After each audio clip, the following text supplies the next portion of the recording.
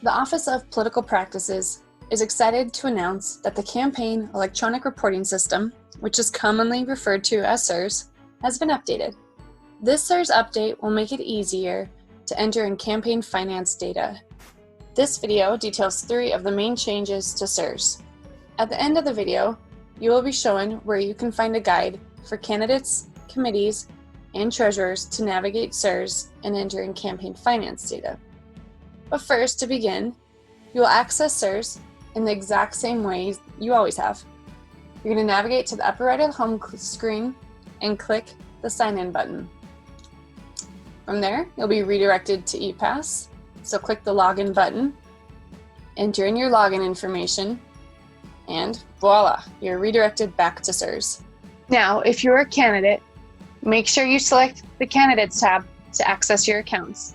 Likewise, if you're a committee, click the Committees tab to access your committee accounts. Please note that the updates showcased in this report will be shown in a Candidate C5 report. That said, all the CERS updates highlighted in this video apply to all candidate and all committee campaign finance reports.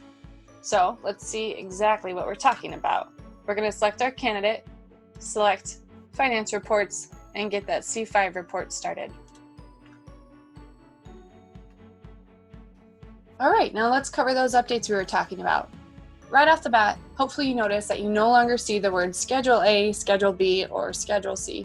We've replaced those so that now Schedule A clearly says contributions, Schedule B clearly says expenditures, and Schedule C clearly points to where you enter in debts. Second, we've added in quite a few help tabs. At the parent level, you've got a help tab here, and there's also help tabs at the child level, like so. These help tabs will point you to Montana campaign finance law links, resources, and other really helpful information to help make sure that you can enter in campaign finance data with confidence and smoothly.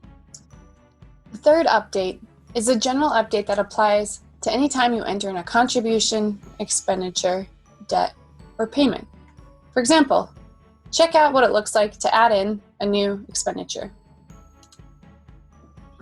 First, you can see that there is suggested text or examples for each field. For example, if you look at description of expense for an expenditure, it lists examples such as stamps for mailers, pizza for volunteers, strategic advising, 2 hours, etc. Then you may notice when you go to enter in different campaign finance entities and new data that new fields have been added in. For example, when you go in to add an expenditure for paid communications, you now have 3 new fields: platform, quantity, and subject matter, to make it easier for you to disclose all the required details. And finally, at the bottom of many of the entry screens, you may see things like examples and tips.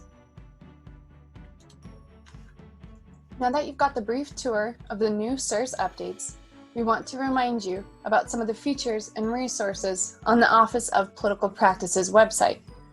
The quickest way to access the Office of Political Practices website from CERS is to go to the bottom of the page and click on the link that says Commissioner of Political Practices.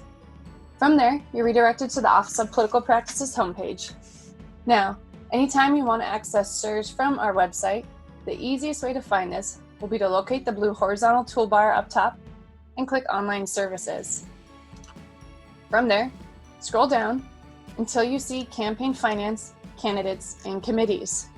Then, to access CERS, you'll want to click the hyperlink that says Access the Campaign Electronic Reporting System. At this point, we want to remind candidates and committees that it is always their responsibility and obligation to comply with Montana's campaign finance law, and part of that is entering campaign finance data correctly into CERS.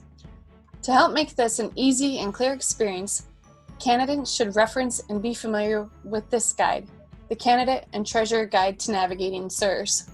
Likewise, committees should also reference and be very familiar with the Committee and Treasurer Guide to Navigating CERS.